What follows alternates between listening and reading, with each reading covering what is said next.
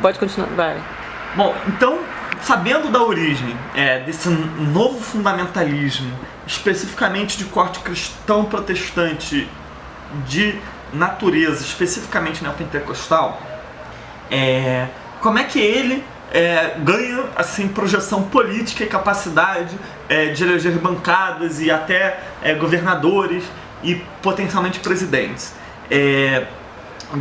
Como era de se esperar, os Estados Unidos como o centro pioneiro dessa modalidade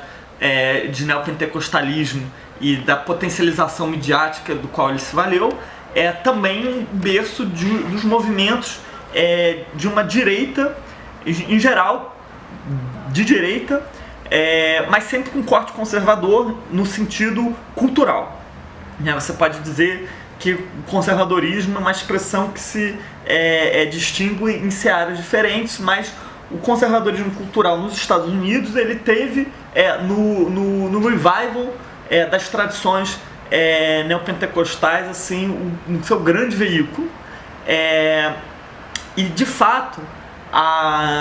produzir uma metamorfose no campo da política, no campo de direita na política norte-americana, sobretudo a partir dos anos 50 e 60, que é justamente quando a televisão ela já é a commodity mais comum nos lares americanos e os pastores americanos com carisma televisivo começam a ter uma importância destacada dentro de suas igrejas e seitas. E o Billy Graham, no caso, foi um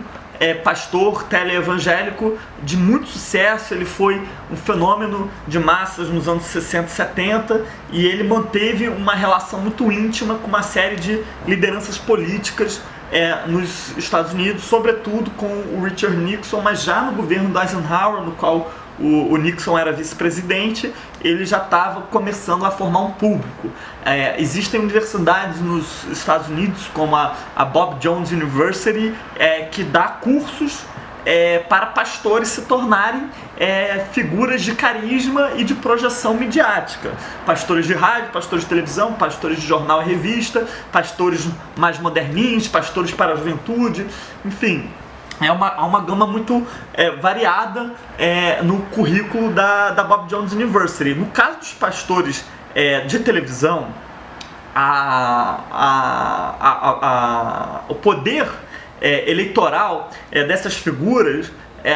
se tornou assim exponencialmente maior do que os pastores itinerantes rodando o circuito de trem tipicamente circense. Nos anos 80, a gente vai ver a eleição do Ronald Reagan derrotando Jimmy Carter, numa goleada. O Carter tinha realmente sido um presidente ineficaz em vários quesitos, tinha algumas qualidades e vários defeitos. Aliás, é interessante, mas a vitória do Reagan em 1980, ela instaura aquilo que se chama de consenso cristão em torno de várias questões sociais e culturais. É a época em que a AIDS se torna um vírus diagnosticado, ela vira, ela se torna uma epidemia pela falta de informação que se tem sobre o seu funcionamento. E o Reagan ele tem uma política orçamentária altamente agressiva no setor de saúde. Inclusive existem estudiosos assim, sobre o impacto da AIDS nos Estados Unidos que fazem uma leitura muito crítica sobre a influência que os meios de comunicação ligados ao projeto político teleevangélico especificamente fundamentalista para legitimar a decisão do presidente da República em não trazer investimentos para pesquisa sobre a AIDS. E de fato eu tenho amigos, colegas que são cristãos, protestantes, missionários americanos trabalhando no Brasil, mas que não são a direita fundamentalista, não são parte da direita fundamentalista típica norte-americana, e que têm a capacidade de ter um senso crítico muito forte em relação ao Reagan e afirmam que sim, uma política de saúde inconsequente daquela época ajudou não só ao sistema público de saúde dos Estados Unidos a despencar várias posições no ranking mundial, mas facilitou a desinformação sobre como que a AIDS é transmitida e deu instrumentalização para que isso fosse, para que a epidemia se tornasse uma tragédia de proporções nacionais. E nos anos 80, os fundamentalistas souberam tratar a AIDS como uma doença própria dos gays. Ela ganhou um valor político importante para satanizar os gays e tratar aquele estilo de vida como algo promíscuo e como algo satânico. E não foram poucos os próceres do televangelismo que vieram a público dizer que Deus estava castigando os gays através da AIDS. É evidente que num clima de desinformação, esse tipo de verborragia inconsequente se torna ganha uma certa facilidade de penetração, e num clima em que a direita americana estava se tornando paulatinamente mais religiosa e mais vinculada com os valores do fundamentalismo neopentecostal, o cenário político americano se modificou muito, e em prejuízo de grupos como os homossexuais,